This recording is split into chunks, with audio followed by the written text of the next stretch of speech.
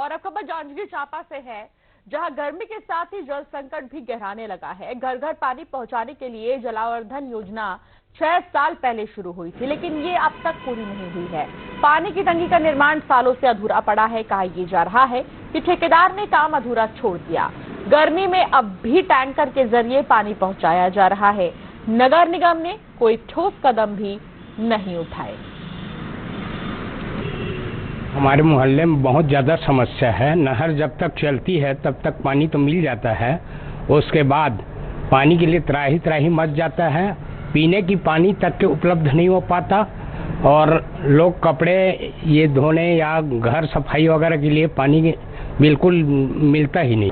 कपड़ा धोने के लिए नहर में जाना पड़ जाता है, उसमें भी कम रहता है तो उससे भी अच्छे से धो भी नहीं पाते और बाल्टी बाल्टी ही कहीं और से जुगाड़ करना पड़ जाता है या फिर ऊपर फ्लोर में रहते ऊपर ले जाना पड़ता है। कैसे समस्या का समाधान चाहते हैं आप?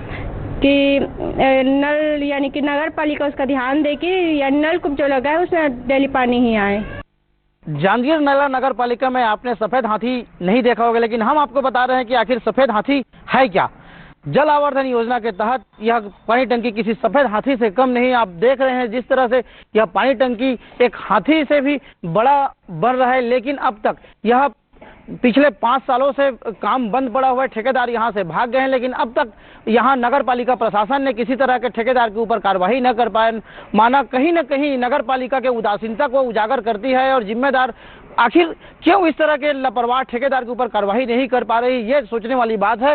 निश्चित रूप से शहर वासियों के लिए यह बड़ी मुसीबत है। अब क्योंकि गर्मी शुरू हो गई है और पानी की किल्लत कहीं न कहीं सताने लगी है, नगर वासियों को टैंकर की पूर्ति नहीं हो पाती। जब नगर पालिका में थोड़ा सा और गर्मी बढ़ जाती है तो टैंकर पर्याप्त रूप से उपलब्ध नहीं होने के कारण यहाँ पानी की भारी किल्लत होती है। कई वार्डों में पानी की समस्या के वजह से वो नहाने धोने के लिए भी वंचित रहते हैं और पीने के लिए बमुश्किल टैंकर के माध्यम से पानी होता है। हम बता रहे हैं कि आखिर ठेकेदार की गैर मौजूदगी में इस तरह के पाइपलाइन जो बिछे हैं, कई चोरी हो रहे हैं, इसके चौकीदार नहीं है। उसके बाद भी अब तक किसी तरह की कार्रवाई ना हो पाई। न ही हद तो तब हो जाती है जब ठेकेदार द्वारा इस चोरी का भी किसी तरह की थाने में सूचना नहीं दी जाती।